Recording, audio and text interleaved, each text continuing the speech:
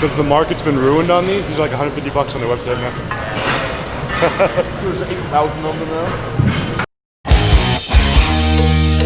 So, today is day one of a deload. I don't think I've ever in my career filmed deload training. So what we're doing today, we're just gonna do some chest primarily. I might touch shoulders. And the whole idea here is we're gonna train like normal people, which means right when shit's about to get difficult, we stop. Purpose for this is the body, the brain, everything's just beat down from, like I said, I typically suggest deloading every 12 to 16 weeks. I asked Matt the other day when the last time we deloaded was. He thinks it was about 8 months ago, so it was time. So that's what you're gonna see today. Weights won't be as insane. Pace is gonna be a little bit quicker, which you won't see in film, and it'll be good. So if you guys have questions, we'll make them up as we go and answer.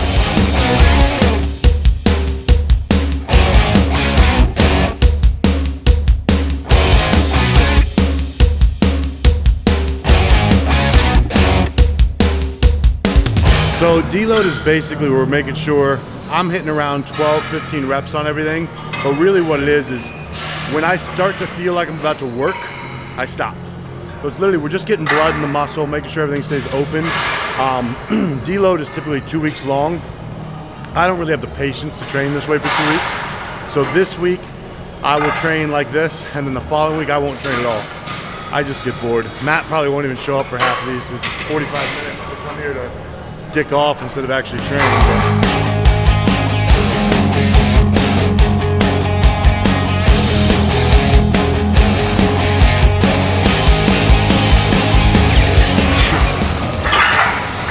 No struggle at all is kind of the idea. I'll still do one more set, but again, just push, go, no drops, no rest pauses, no forced reps, just feel them. I mean, obviously I stopped at 10 there.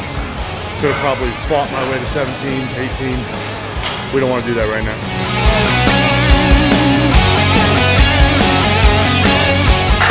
So again, just no struggle. Once it starts to get hard, done. Doesn't matter what the weight is.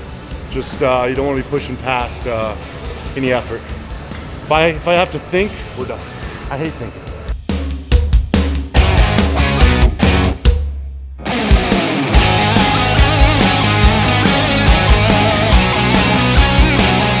So we go a 6 count negative. It's not a 6 second negative, but 6 count. So just nice controlled, good pause to stretch, and then squeeze it back up. We're not planning to get crazy on here. Again, just shove some blood in on the deload weeks and call it a day.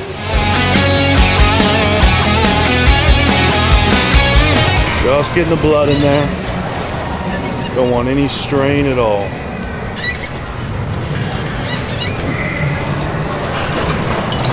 You guys can understand why this training gets boring. As soon as it's about to get fun, we stop.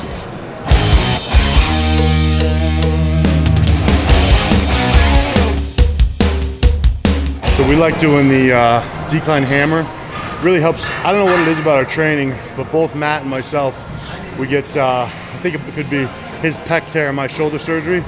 The left pec minor tightens up a ton, which then causes issues all up your shoulder and whatnot. So we found doing this opens up the pec minor, keeps everything moving and safe. So this is something we like to throw in. Sometimes it's almost like a stretch.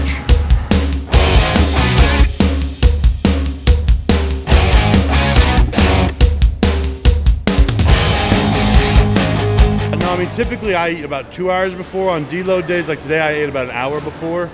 Matt ate like 7 minutes before, but the shit women make you do. I live alone with a dog, so I do things properly.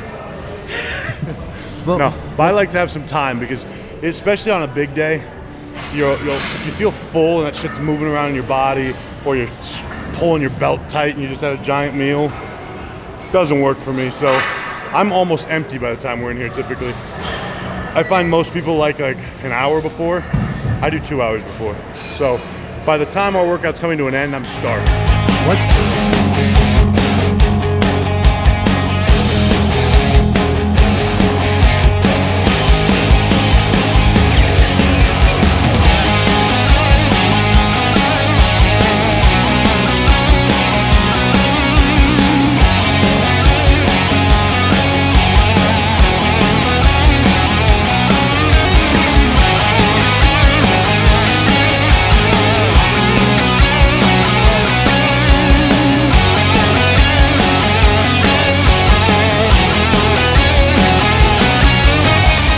So we just finished up the first deload train day.